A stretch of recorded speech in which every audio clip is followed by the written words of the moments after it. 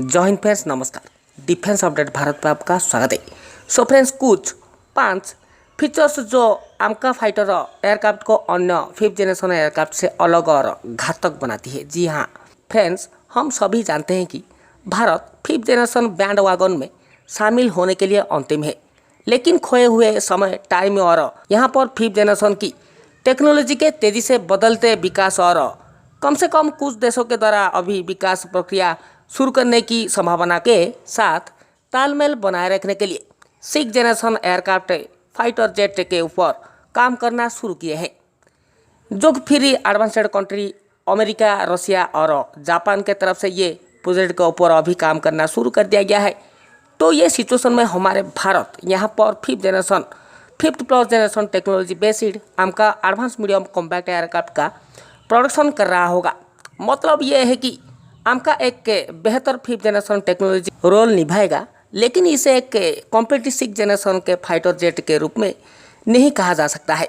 लेकिन आमका mark 2 5th plus generation aircraft की 5 ऐसी शीर्ष विशेषताएं फीचर्स मौजूद है जो वास्तव में इसे भीड़ से अलग कर देती है। जी हाँ, और जानकारी के लिए बता दें कि यह फीचर्स विशेषताएं मौजूदा 5th जनरेशन एयरक्राफ्ट लड़ाकू विमान में नहीं है।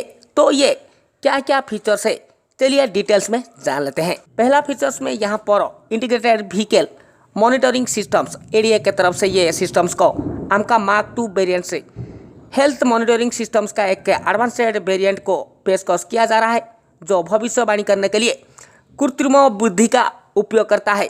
IBHM न केवल आमका का स्वयं प्रदान करने में सक्षम होगा, बल्कि आमका एयरक्राफ्ट के उड़ान भरने से पहले भी साजिश की वार्निंग देने के लिए सक्षम होगा।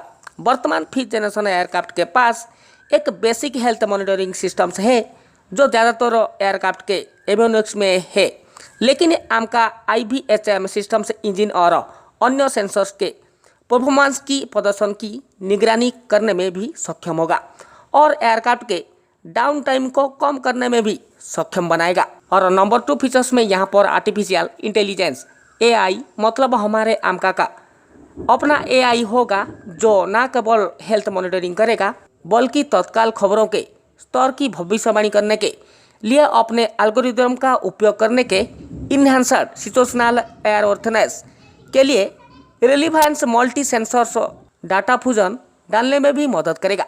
हमारे आमका सेल्फ लर्निंग AI प्राप्त करेगा जो एयरक्राफ्ट आमका के सीखता रहेगा और अपने पूरे जीवन में नवीनतम सुविधाओं के साथ अध्ययन किया जाएगा। और यहाँ पर नंबर 3 फीचर्स में automated takeoff and landing ATOL capabilities. जी हाँ, मतलब आमका के लिए फास्ट टाइम ATOL क्षमता होगी जो पायलटों के बोझ को कम कर देता है जब वह रनवे से टेकअप के लिए तैयार होता है। मतलब फीचर्स में पायलटों के पास ATOL के लिए पूर्व निर्धारित सेटिंग से चुने जाने के विकल्प है, जो कि throttle control and flight control को पायलटों के द्वारा आगे प्रीसेट सेटिंग के अनुसार लगाएगा। साथ साथ विभिन्न हथियारों और फ्यूल लोड्स में ATOL क्षमता के लिए पूर्व निर्धारित मोड होगा जो अतिरिक्त ईंधन उपयोग को कम करेगा और किसी भी संभावित दुर्घटना से बचने के लिए आमका के सुरक्षा मापदंडों के तहत रखेगा। और नंबर 4 फीचर्स में यहाँ पर auto air to air refuelling systems आ जाता है, जिसे ऑटो AAR कहा जाता है। ये फैसिलिटीज ये ऑटो AAR टेक्नोलॉजी के मदद से आमका के लिए और पहला पूरी तरह से ऑटोमेटिक एयर टू एयर ईंधन भरने वाले सिस्टम्स होगा जो पायलटों का काम कम करेगा। मतलब ध्यान रखें कि फ्रेंड्स, पूरी तरह से लेस एयरबस टैंकर टेस्ट एयरक्राफ्ट ने ऐसी क्षमताओं का प्रदर्शन किया है, लेकिन आमका में ये रिसीवर एयरक्राफ्ट होगा जो मिड एयर रिफ्यूलिंग, मतलब मध्य हवाई ईंधन भरने में सक्षम करवाएगा, जो होल एयर रिफ्यूलिंग पूरे हवाई ईंधन भरने वाले लिफाफे को कवर करेगा। सो फ्रेंड्स, यहाँ पे हर रोज लेटेस्ट डिफेंस अपडेट देखने के लिए डिफेंस अपडेट भारत को सब्सक्राइब कीजिए।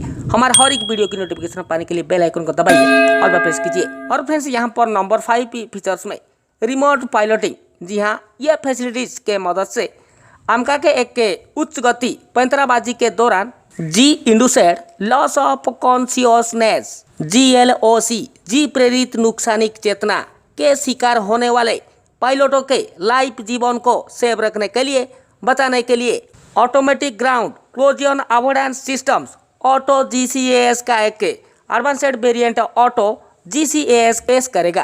कंट्रोल स्टिक या थ्रोटल पर पायलटों से कोई प्रतिक्रिया नहीं होने पर यह ऑटो GCAS काम करता है। मतलब यह सिस्टम ऑटोमेटिक एक्टिव हो जाता है।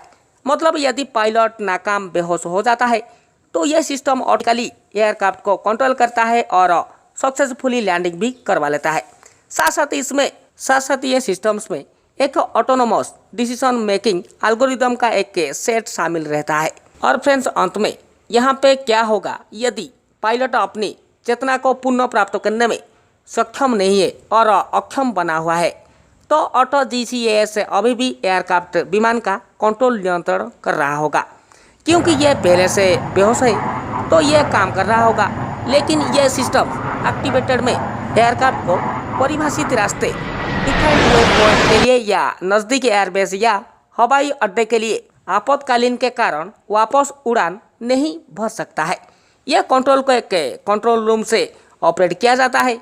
जब पायलट बेनकाम हो जाता है तो ऑटोमेटिक ये सिस्टम्स कंट्रोल रूम को एक्टिव कर देता है और कंट्रोल रूम में एक्टिवेट जो पर्सनल इसे ऑपरेट कर रहा होगा तो उसके माध्यम से इसे ऑपरेट किया जाता है और एयरक्राफ्ट को कंट्रोल में ले लिया जाता है। यह सिचुएशन में कीमती पायलट लाइफ के साथ साथ एयरक्राफ्ट भी बच जाता है। ये facilities रोजियन SU-57 5th generation aircraft पर भी मौजूद है, जो कि 2020 में ये अचीवमेंट SU-57 के साथ किया गया था।